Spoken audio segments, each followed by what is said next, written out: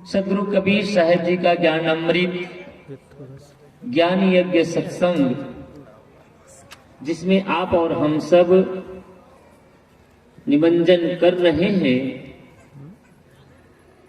आज इस अंतिम क्षण में पुनः एक बार आप सबका दर्शन करने का और आपके बीच आने का सौभाग्य प्राप्त हुआ है। आइए कुछ चर्चा करें।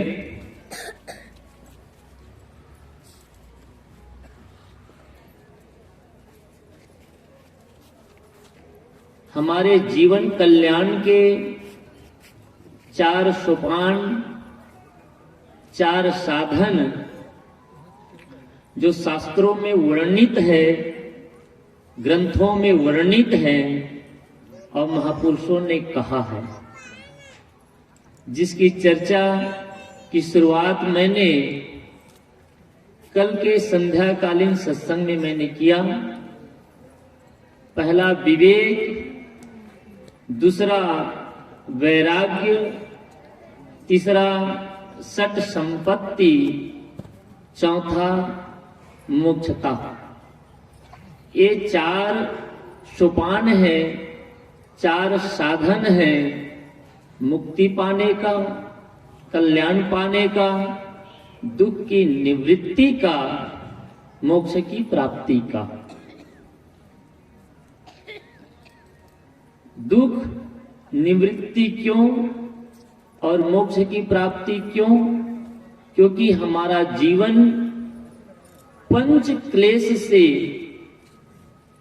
भरा हुआ है और उसी शास्त्रों में हमारे महापुरुषों ने हमारे जीवन के दुखों को वर्णित करते हुए कहा कि हमारे जीवन में पंच क्लेश है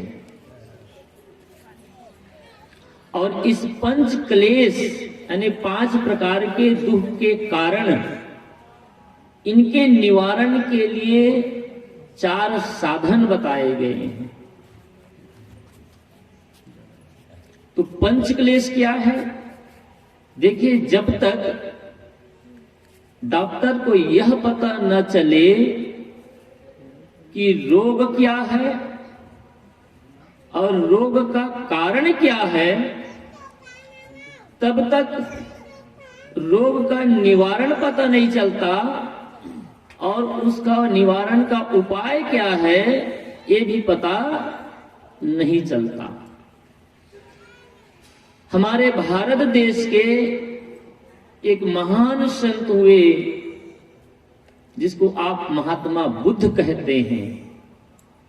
आज से 2500 साल पहले इस भारत के धरती में गौतम सिद्धार्थ नाम का एक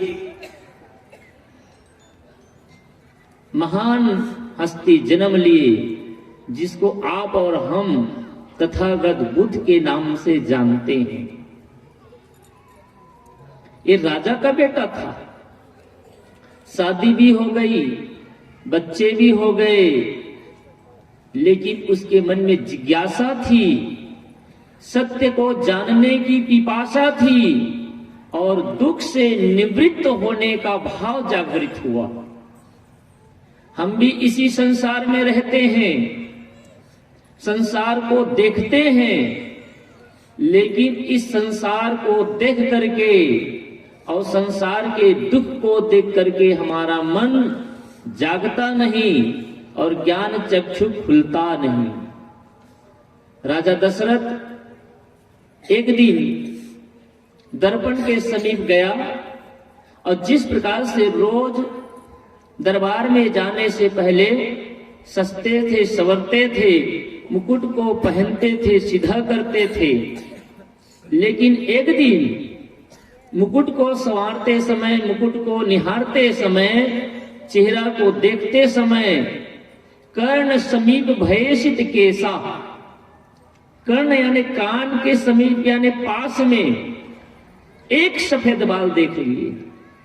राजा दशरथ एक सफेद बाल को देख करके उसके मन में विचार आया, मानो वो बाल जो सफेद बाल है उसको संदेश दे रहे हो, शिक्षा दे रहे हो कि ये दशरथ, अब तुम चौथे पन को होने के हो, तुम्हारी उम्र हो चली है, अब तुम राजपाट को छोड़ करके राम को युवराज पद दे दो।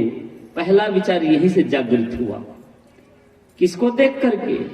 एक सफेद बाल को देख करके उसके मन में विचार आया कि अब मैं बूढ़े हो चला हूं, मेरी उम्र हो गई है, अब मुझे राजकाज छोड़ देना चाहिए। आप और हम अपने बाल को देखें, क्या रोज देखते हैं? अरे एक बाल क्या, रोज हमारे सैकड़ों बाल पक गए, लेकिन हमें समझ में नहीं आई। महात्मा बुद्ध एक बार गर्भवती स्त्री को प्रसव की वेदना में तड़पती हुई उसकी केवल आवाज को सुना, एक बार रोगी को देखा, एक बार वृद्ध को देखा और एक बार मृत को देखा। 100 यात्रा जा रही थी, इसको देखा और इनको देख करके उसका मन दुख से भर गया। उसने कहा कि इस संसार में मैंने आज तक यही मान रखा था कि संसार में सुख है, सुख है। उसने पहले आर्य सत्य की व्यवस्था दी कि जीवन में दुख है, उसने पहला आर्य सत्य बनाया, जीवन में दुख है। अब और हम सबको क्या लगता है, जब संत कहते कि संसार में दुख है तो आप लोग ये समझते कि ये संत लोग केवल संसार में दुख देखते हैं, इसको देखने की दृष्टि नहीं है। गुरु कबीर ने कहा, बहुत दुख दुख की खानी, जब बची हो जब राम ही जानी, राम ही जाने युक्त जो चलई, युक्त ही ते फंदा नहीं परई। गुरु कबीर ने अन्यत्र कहा, अल्प सुख दुख आदि वनता, मन भुलार मैगर मैं मनता। इस संसार में केवल दुख है, और सुख है भी तो बहुत क्षणिक सुख है, थोड़ा सुख है, लेकिन दुख आदि से अंत तक है। इसी दुख को जो देख पाता है वही अध्यात्म की पहली सीढ़ी में पैर रख पाता है। केवल कुछ पूजा कर लेने से, कर्म कांड करने से, यज्ञ कर लेने से, हवन कर लेने से, चाहे वो किसी मत पंथ की हो, थोड़ा सा सत्संग कर लेने से इससे कल्याण नहीं होगा। सर्वप्रथम अपने जीवन में दुख दिखे और दोष दिखे। जिसके जीवन में जिसको दुख दिखता है और दोष दिखता है, वही दोष निवृत्ति के लिए और दुख से दूर होने के लिए वो प्रयास करता है। किसी आदमी को बुखार हो, शरीर तप रहा हो, और आप उसे पूछते हैं, भैया आपकी तबीयत कैसी है, और वो कहता है कि सब कुछ ठीक है, तो आप क्या कहेंगे कि देखो बुखार से तप रहा है, परेशान है, और कहता है कि ठीक है। हम लोग भी क्या कहते हैं कि सब कुछ ठीक है, लेकिन ठीक होने की परिभाषा क्या है? अगर मेरा शरीर स्वस्थ है तो स्वस्थ होने की परिभाषा क्या है? अगर शरीर में बीपी है, शुगर है, कैंसर है, ज्वर है, सर्दी जुकाम है या अन्य इसी प्रकार की कोई भी बीमारी है, तो क्या आप और हम कह सकते कि हम स्वस्थ हैं? स्वस्थ होने का पहचान है कि आपका तन मन सब कुछ ठीक हो, सही समय में भूख लगे और सही समय में नींद आ जाए और आपके शरीर में कहीं पर कोई परेशानी न हो, कहीं दर्द ना हो, कहीं तकलीफ ना हो, तो आप और हम कह सकते हैं कि शरीर स्वस्थ है। आप बिस्तर पे जाते हैं, आपको नींद नहीं आती है, भोजन करने बैठते हैं, आपको भूख नहीं लगती है, और शरीर में कहीं ना कहीं दर्द उठता रहता है, फिर भी आप कहते हैं कि आप स्वस्थ हैं, तो आप धोखा खा रहे हैं। आपको और हमको इलाज करने की आवश्यकता है। इसी प्रकार से आप कहते हैं कि हम सब ठीक हैं, तो ठीक होने की परिभाषा है, अगर आप चिंता करते हैं, आप दुखी होते हैं, आप नफरत करते हैं, आप घृणा करते हैं, आप द्वेष करते हैं, जिसके परिणाम में आप अंदर अंदर जलते रहते हैं, तो आपका और हमारा जीवन ठीक नहीं है। कहने से नहीं होगा, परिणाम आना चाहिए। इसलिए गुरु और संतों ने कहा, अगर जीवन में दुख है, जीवन में परेशानी है, जीवन में तनाव है, जीवन में उलझन है, जीवन में समस्या है, इसका मतलब कहीं ना कहीं कोई गड़बड़ी है। उसी गड़बड़ी को हमारे संतों ने, ऋषियों ने, मनुष्यों ने पंच क्लेश कहा। पंच क्लेश, पहले इस पंच क्लेश को समझ लें संक्षिप्त में ही, फिर उसको इस पंच क्लेश के निवृत्ति का जो 4 उपाय बताए उसको समझें। पंच क्लेश में पहला क्लेश है अविद्या। हमारे दुख का प्रथम कारण है अज्ञानता। दुख के मूल में है अज्ञानता।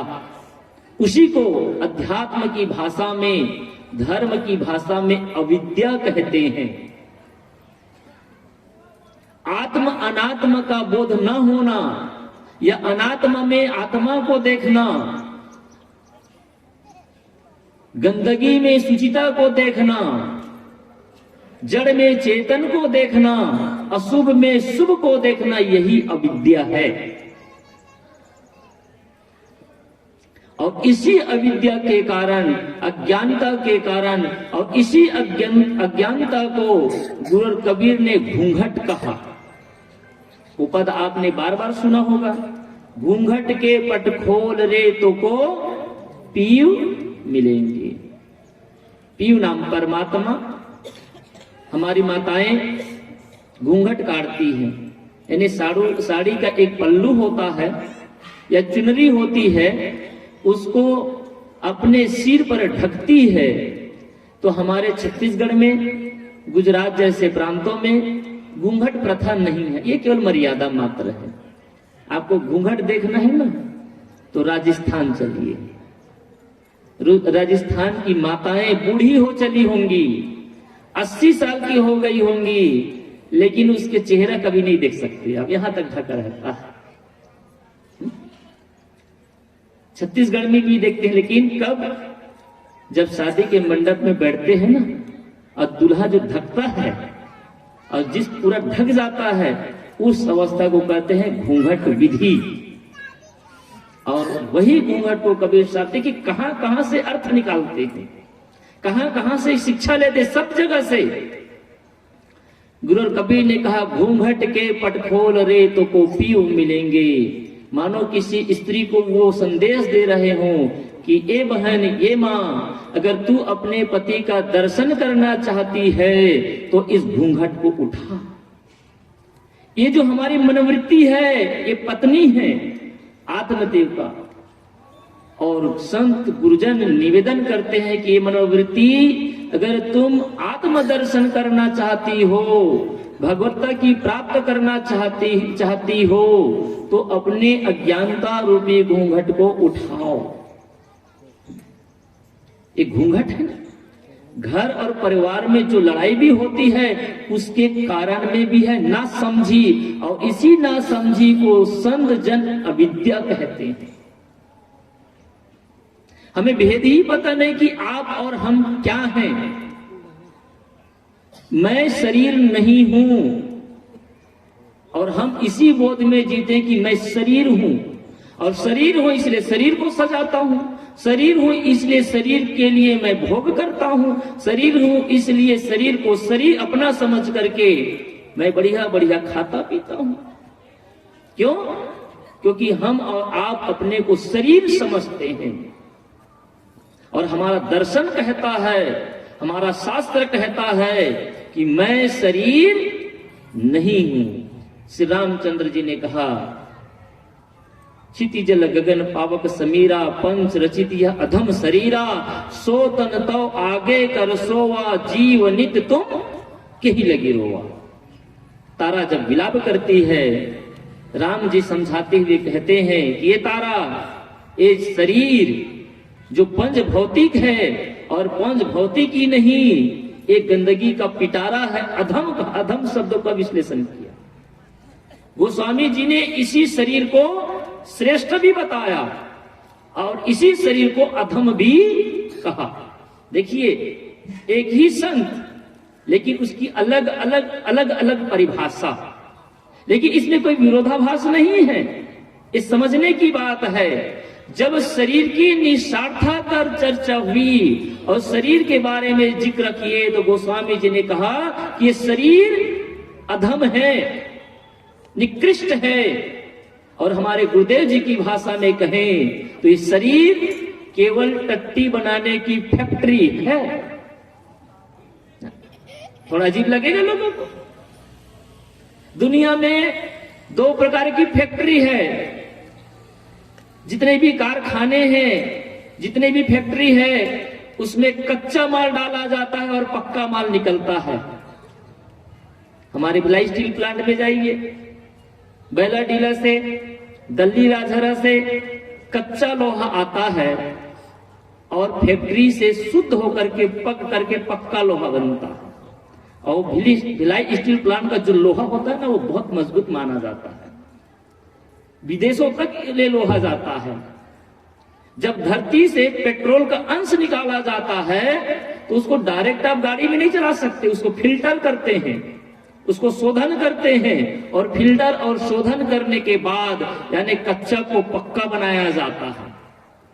आप जो भात खाते हैं ना, उसको कच्चा से पक्का बनाते हैं तो खाते हैं। तो दुनिया में जितने भी फैक्ट्री है, वो फैक्ट्री कच्चा को पक्का बनाने के लिए है। बस आदमी एक फैक्ट्री लेकर घूमता है जो पक्का को कच्चा बनाने का काम आता है। बढ़िया सेब खाए, संतरा खाए, मौसम्बी खाए, काजू बादाम छुहारा खाए, मेवा मिष्ठान खाए और ऐसा बन करके निकलता है कि ना देखना चाहता है ना छूना चाहता है। आदमी जानवर के गोबर को तो छू भी लेगा, अरे खा भी लेगा, चेहरे में लगा भी लेगा, लेकिन आदमी के गोबर को आदमी देखना भी नहीं चाहता। गुरु कबीर ने कहा, तू गंदी को बेड़ो। ये शरीर जो है गंदगी का पिटारा तो है। विचार तो करिए, चिंतन तो करिए। हम विचार नहीं करते, चिंतन नहीं करते। संत गुरुजन कहते हैं, देखत सोना लगे सकल जग कांच है। अरे हाँ पलटू, जीवन कहिए झूठ तो मरना साच है। देखने से ऐसा लगता है जैसे सोना है, छू करके तो देखें इसकी वास्तविकता क्या है। कान से, आंख से, नाक से, हर इंद्रियों के हर छिद्र से केवल गंदगी ही गंदगी निकलती है। आदमी जब सवेरे उठता है, कितना भी सुंदर चेहरा हो, आप उसकी वास्तविकता को सवेरे देख सकते हैं। आंख और गर्मी के दिनों में आंख में और ठंडी के दिनों में आंख से, नाक से, कान से, सभी जगह से गंदगी निकलती है ना। क्या निकलता है बताइए। कोई कितनों भी यहाँ का विश्व सुंदरी हो, विश्व सुंदर हो, राष्ट्रपति, प्रधानमंत्री कोई भी हो, उसके शरीर से क्या निकलता है। शरीर की सार यही है कि शरीर में गंदगी भरा हुआ है। इसलिए हमारे महापुरुषों ने कहा कि शरीर जो है ये गंदगी का पिटारा है, इसलिए अधम है। तो शरीर की निस्वार्थता पर जब चर्चा हुई, शरीर की क्षणभंगुरता पर जब चर्चा हुई, शरीर की नश्वरता पर जब चर्चा हुई, तो गुरु संतों ने कहा कि ये शरीर नाशवान है, क्षणभंगुर है और अधम भी है। लेकिन जब इस शरीर की प्रशंसा करना पड़ा तो गोस्वामी जी ने कहा, साधन धाम मोक्ष कर द्वारा, पाय न जे पर लोक सवारा। ये साधनों का धाम हो गया। एक जगह गोस्वामी जी कहते हैं कि ये अधम है, गंदगी का पिटारा है, और जब इसकी प्रशंसा करना पड़ा, क्यों? क्योंकि इसी शरीर में रह करके, इसी गंदगी में रह करके, जिस प्रकार से एक कमल कीचड़ में खिलता है, कीचड़ में पैदा होता है, लेकिन अपने ऊपर कभी कीचड़ को लिपायमान होने नहीं देता। आप और हम सब इसी वासना रूपी कीचड़ में, संसार रूपी कीचड़ में पैदा भी होते हैं, रहते भी हैं, लेकिन आप और हम सब की उपलब्धि यह होनी चाहिए कि हम संसार में तो रहें, लेकिन हमारे मन में सांसारिकता न हो। नाव पानी में चलता है, जब तक नाव पानी में चले तो आपकी यात्रा पूरी हो सकती है। कब? जब नाव के नीचे पानी हो, लेकिन जब नाव के ऊपर जब पानी आ जाए तो वही पानी नाव को डुबा देता है। जब तक आप इस संसार में रहते हैं तब तक कोई खतरा नहीं है, ना पत्नी खतरा है, ना पुत्र खतरा है, ना पिता खतरा है, अरे ना दुश्मन कहते वो खतरा है। लेकिन उसी को आप अपने मन में बैठा लेते हैं तो वही आपके लिए वासना बन जाती है, वही आपके लिए बंधन बन जाते हैं और दुख के कारण भी बनते हैं, और उसी को माया कहते हैं। माया क्या है? वैसे माया की बड़ी बड़ी परिभाषा किया गया कि जो काल निरंजन है वो माया डालता है तो भगवान माया डालता है। माया कहीं बाहर नहीं है। कबीर साहब ने सीधा सुंदर उत्तर दे दिया, जो मन से न उतरे वो माया। मन माया तो एक है, माया मन ही समाए, और तीन लोग संशय परी मैं काहे कहूं समझा। मन माया तो एक है, मन और माया कोई अलग नहीं है। जैसे पानी और पानी की तरंग, वैसे मन और मन की मनोवृत्ति। मन जिन बातों में आसक्त हो जाता है, जिन प्राणियों में आसक्त हो जाता है, वही प्राणी और पदार्थ आप और हमारे लिए माया हो जाते हैं। तो पंच क्लेश का पहला क्लेश है अविद्या।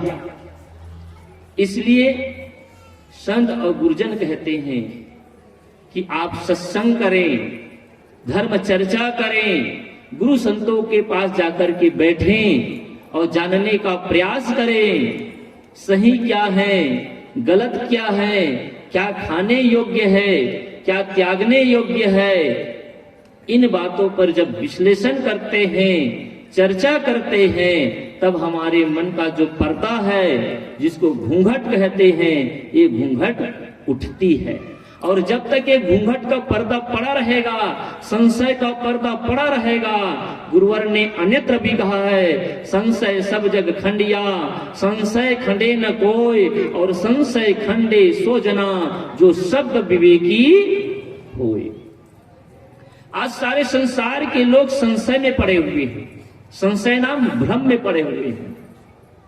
तो एक धार्मिक भ्रम होता है, एक आध्यात्मिक भ्रम होता है, और एक पारिवारिक, जिसको व्यवहारिक, ये भी भ्रम है।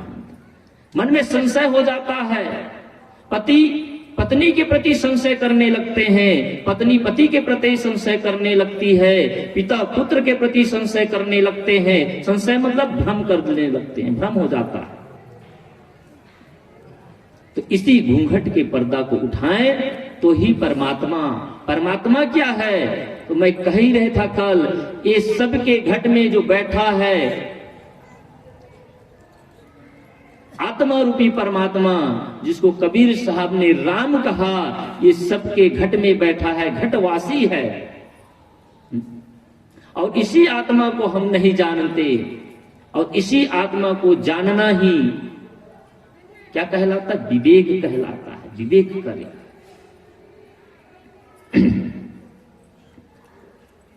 और इसी को न जानने के कारण सारा पाप होता है। स्वयं को न जानने के कारण, दुनिया को जान करके आप पाप से मुक्त नहीं होते, दुख से मुक्त नहीं होते। दुनिया को जान करके आप सुविधा बटोरते हैं, सब कुछ जान लेते हैं, लेकिन जब तक आप अपने को नहीं जानते हैं कि मैं कौन हूं, तब तक आप दुख से मुक्त नहीं हो सकते। इसलिए आप अपने को जानिए, अपने को परखिए, अपने को समझिए। और जब जिस दिन आप अपने को समझ जाते हैं कि मैं शरीर नहीं हूं, मैं पहले कह रहा था कि मैं, कितने लोग हैं यहां पर मानते कि मैं शरीर हूं? वैसे सब लोग मानते हैं ना, ठीक, कोई अच्छी बात है। देखिए व्याकरण भी कितना सुंदर है, व्याकरण भी ध्यान दीजिए। मैं और मेरा दो शब्द है कि नहीं है? उत्तम पुरुष और मध्यम पुरुष और अन्य पुरुष, ये तीन पुरुष होते हैं, व्याकरण पढ़ने वाले जानते हैं, देखिए नहीं? या तो मास्टर भी बैठे होंगे, उत्तम पुरुष, मध्यम पुरुष और अन्य पुरुष। तो मैं और मेरा, मैं कभी मेरा हो नहीं सकता और मेरा कभी मैं। जैसे मैं कहता हूं कि मेरी गाड़ी, तो गाड़ी आप हैं क्या? मैं कहता हूं कि मेरी पत्नी, मेरा बेटा, मेरा घर, मेरी नौकरी, मतलब मेरे से अलग हुआ ना? तो मेरा शरीर ये मेरे से अलग हुआ कि नहीं हुआ? विश्लेषण हो रहा है। अब शरीर से आ जाए कि मेरी आंख, मेरे से मेरी आंख अलग हुआ, मेरा हाथ, मेरा पैर, मेरा सिर मेरे से अलग हुआ। अगर मैं होता तो मैं सिर, मैं हाथ, मैं पैर, ऐसा क्यों नहीं कहते? आप भी शब्दों पर विचार करिए, शब्दों पर विश्लेषण करिए कि आप कभी नहीं कहते कि मैं शरीर, मेरा शरीर। इसका मतलब शरीर के अंदर कोई है जो कह रहा है कि शरीर मेरा है। आप वही हैं, उस मैं तत्व को समझिए। और उसी मैं तत्व को गुरुवर कबीर ने राम कहा, जिसको आप आत्मा कहते हैं, और हमारे गुरुजन उसी को परमात्मा भी कहते हैं। तो पंच क्लेश का पहला क्लेश है अविद्या, दूसरा है अस्मिता। अस्मिता का अर्थ होता है अहंकार। दुख का दूसरा कारण क्या है? अहंकार। आदमी अहंकार के कारण दुखी होता है, अहंकार के कारण ही परेशान होता है। और गोस्वामी जी ने सुंदर चित्रण कहा, अहंकार के अग्नि में दहत सकल संसार, तुलसी बाचे सन जन, केवल शांति आधार। गोस्वामी जी ने कहा, सारे संसार के लोग अहंकार के अग्नि में दग्ध हैं, जल रहे हैं। आप और हमारे जो अंदर आग लगी हुई है, मनोविकारों की आग लगी हुई है, जिसको कबीर साहब ने दाव अग्नि कहा। दाव अग्नि, अग्नि और दावग्नि, दावग्नि यानी विशेषण है दाव। दाव कहते हैं कि जंगल में लगी हुई स्वाभाविक आग को दावग्नि कहते हैं। और अमेरिका 5 दिन से लगातार जल रहा है। अमेरिका के जंगल में इतना भयंकर आग लगी हुई है, कोई मीडिया को देखते हैं, सुनते हैं, पढ़ते हैं, वो जानते हैं कि लाखों टन पानी गिराया जा रहा है, बुझाने का प्रयास किया जा रहा है, लेकिन वो अमेरिका सामने बैठा, हाँ, माताओं सामने आकर के बैठती जाए। बोलिए सदगुरुदेव की। ठीक, जिसको अब जहां बैठना हो, 10 मिनट तो ऐसे हुआ चाहिए महाराज।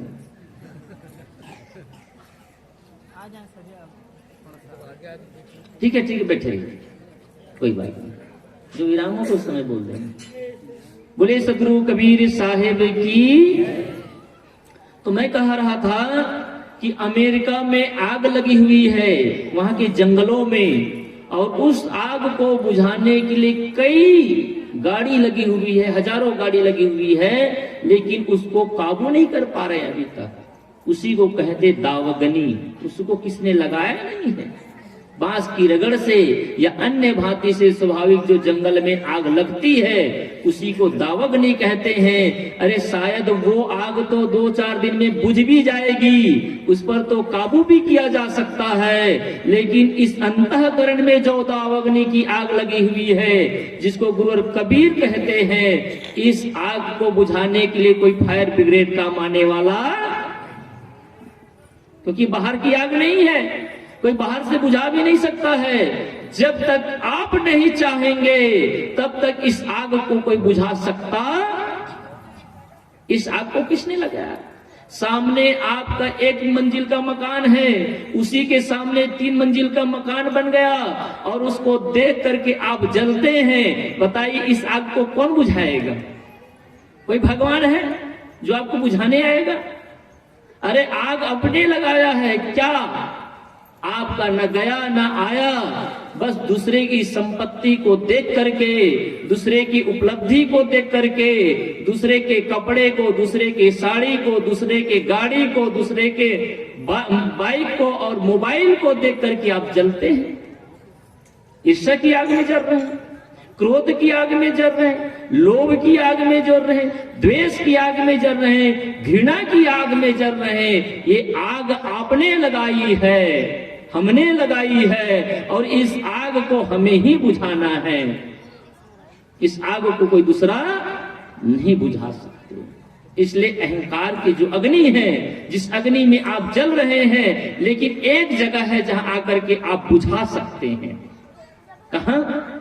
इस संत गुरुजनों के चरणों में। इस संत गुरुजन आग को बुझाने के लिए केवल एक ही विकल्प है, पानी। वैसे ही हमारे अंतःकरण की आग को बुझाने का एक ही विकल्प है, वो है सत्संग और संतों का शरण। जब तक हम संतों के शरण में नहीं जाएंगे और सत्संग में नहीं जाएंगे, आप जीवन में कितनों भी उपलब्धि हासिल कर ले, आपको कभी शांति मिलने वाली नहीं। इसलिए दुख का दूसरा कारण है अस्मिता, दुख का तीसरा कारण है राग और चौथा कारण है द्वेष। अच्छा, हर आदमी राग और द्वेष में जल रहे हैं। भाई भाई राग और द्वेष में जल रहे हैं, एक दूसरे राग और द्वेष में जल रहे हैं। और मैं कहता हूं राग ही द्वेष का कारण है। आदमी राग करता है इसलिए द्वेष होता है, और जो आदमी कहीं राग ही न करे उसका दुश्मन इस संसार में कोई होगा ही नहीं। हमारा दुश्मन इसलिए है, हमारा बैरी इसलिए है क्योंकि हम राग करते हैं, कहीं मोह करते हैं। अगर मोह ना बनाए, राजा दशरथ के 4 पुत्र थे, चारों से प्रेम था, लेकिन राम पर अत्यधिक मोह था। यही मोह उसके दुख का और मरण का कारण हुआ। राजा दशरथ को किसने मारा? आप एक शब्द में कह सकते हैं कि कैकेयी के कारण मरा। तो जिस मां ने जन्म दिया वो कौशल्या तो नहीं मरी, उसको तो ज्यादा दुख होना चाहिए, उसने तो जन्म दिया था। अन्य और लोग थे। इसलिए जो आदमी जितना मोही होता है, जो आदमी जितना मोह करता है, जो जितना राग करता है, वह उतना ही दुख पाता है और पछताता है। इसलिए बंधु, माता, बहनों, भाइयों, इस संसार में आप आए हैं तो कर्तव्य का निर्वहन करिए, प्रेम से रहिए, सबको प्रेम बांटे, प्रेम दे, लेकिन मोह कहीं ना बनाए। मोह दुख का कारण है। मोह सकल व्याधिन कर मूला। गोस्वामी जी ने कहा कि सारे दुखों का कारण मूल ये मोह है, और मोह बना लेते हैं। अरे जवान मोह बनाता है, समझ में आता है।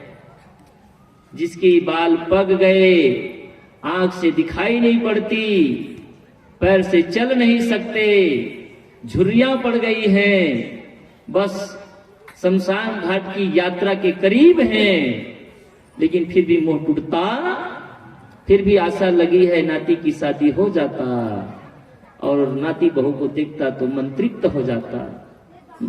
आशा अभी भी लगी है ना। आशा ही परम दुखम नराशम परम सुखम। आशा ही सारे दुखों का कारण है, मोह ही सारे दुखों का कारण है। इसलिए दुख निवृत्ति चाहते हैं तो मोह कहीं मत बनाइए। आप बोले जी कि हम तो गृहस्थ हैं, परिवार वाले हैं, बच्चों से मोह करना पड़ता है। तो मोह करना, मोह से काम नहीं बनता है, प्रेम से काम बनता है, जिम्मेदारी से काम बनता है, कर्तव्य परायणता से काम बनता है। मोह करने से काम बनता मोह से केवल आप लड़ते हैं, मोह से केवल झगड़ते हैं, और मोह के कारण मर मिटते हैं, मोह से किसी को कुछ मिलता नहीं। और अविद्या का, क्लेश का पांचवा कारण है अभिनिवेश। अभिनिवेश कहते हैं मृत्यु का भय। यहां जितने लोग बैठे हैं, किसको मृत्यु का भय नहीं होगा? सबको। लेकिन आप कितनों भी मृत्यु का भय रखिए, शुतुरमुर्ग होता है एक पक्षी, जैसे इस स्थान में वो जब किसी आक्रमणकारी को देखता है, किसी दूसरे पक्षी को या दूसरे जानवर को देखता है, तो अपने चोंच को वो बालू में छुपा लेता है और सोचता है कि अब मैं बच गया। तो क्या कोई आदमी भयभीत होने से कोई ऐसी सुरक्षित जगह है जहां जाकर के आप मौत से बच सके? कोई जगह है इस संसार में? या कोई ऐसा उपाय है, कोई ऐसी जड़ी है जिसको खा ले और आप मौत से बच सके? इस संसार में सभी में अनिश्चय है, संभावना है, लेकिन मौत ही एक ऐसी चीज है जिस पर किसी का बस नहीं है और होना तय है। मौत से कोई नहीं बच सकता, इसलिए मौत से भयभीत मत रहें। एक घटना सुना दूं। घटना क्या, कथा है। एक बार देवलोक में एक मीटिंग हो रही थी। जब देवलोक में मीटिंग हो रही थी तो मीटिंग में बड़े बड़े जितने देवता गण थे सब पहुंचे। तो आप सब जानते हैं, आज जैसे हमारे नेता लोग कोई BMW कार में आते हैं, कोई सफारी में आते हैं, कोई टोटो में आते हैं, कोई मारुति में आते हैं, ऐसे बड़ी बड़ी लग्जरी कार है उसमें आते हैं आज का सवारी। और बड़े पद वाले हैं तो हेलीकॉप्टर, हवाई जहाज में भी आते हैं।